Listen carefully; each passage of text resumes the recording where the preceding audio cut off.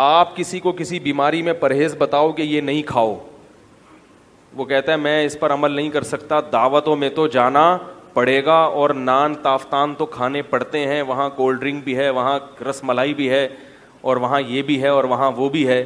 تو میں کہتا ہوں پھر کھاؤ, پبلک کو خوش کرو, اور شوگر کے مریض بن کے واپس آؤ تھوڑے دنوں میں. جب شوگر کی بیماری ہوگی اس کے بعد بھی تو لوگوں سے کہو گے نا کہ یار میں نہیں کھا سکتا. بات سمجھ میں آ رہی ہے؟ تو آج کل جو خوراکیں کھائی جا رہی ہیں نا, یہ کسی بھی لحاظ سے صحت کے لیے مفید نہیں ہے, یہ قبرستان آباد کر رہی ہیں.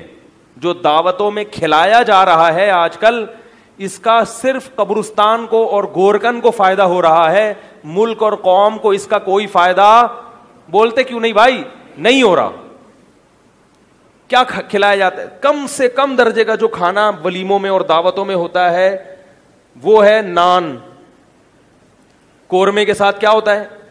نان. قورمے میں جو تیل ہے وہ زیتون کا ہے کیا, یہ دیسی گھی ڈالا ہوا ہے انہوں نے؟ وہ تیل کولیسٹرول کے علاوہ کوئی بھی چیز پیدا, بولے نا بولے, یہ تیل کے اثرات ہیں کہ بول نہیں رہے. وہ تیل ایسا ہے کھاؤ تو آدمی بس ٹن.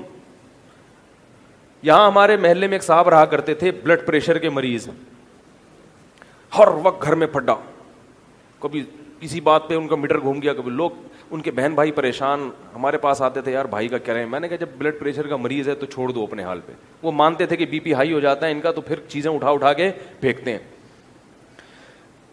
اور جوان آدمی 30-35 سال کا, پلیٹیں اٹھا کے گھر میں, شادی شدہ آدمی, بچے بھی اس کے, سب گھر والے پریشان. وہ بھی کہتا تھا یار میرا بی پی ہائی ہو جاتا ہے, میں کیا کروں. تو میں نے ان سے کہا یار تھوڑا پرہیزی کھانے کھائیں.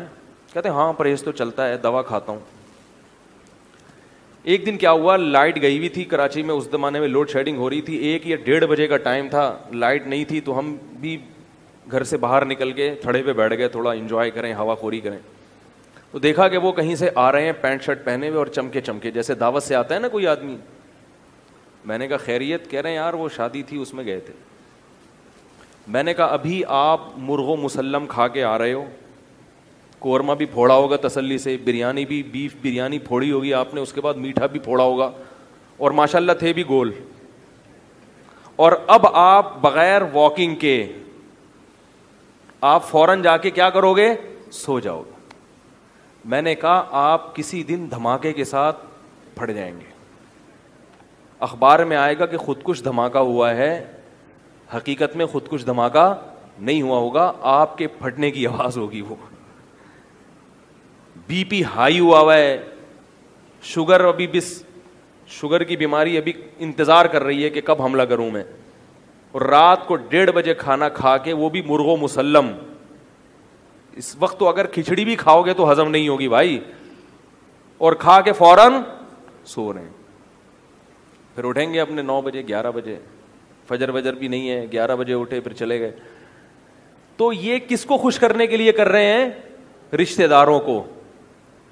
تو اس سے صرف اتنا فائدہ ہوگا کہ جب آپ مریں گے تو رشتہ دار تھوڑا سا زیادہ رو لیں گے, 2 آنسو زیادہ بہا لیں گے کہ یار جب بھی دعوت پہ بلایا کبھی انہوں نے انکار, بولو بھائی, نہیں کیا. دن روئیں گے, اس کے بعد کہیں گے بھائی مرنا تو سب نہیں ہے, مرنا تو سب نہیں.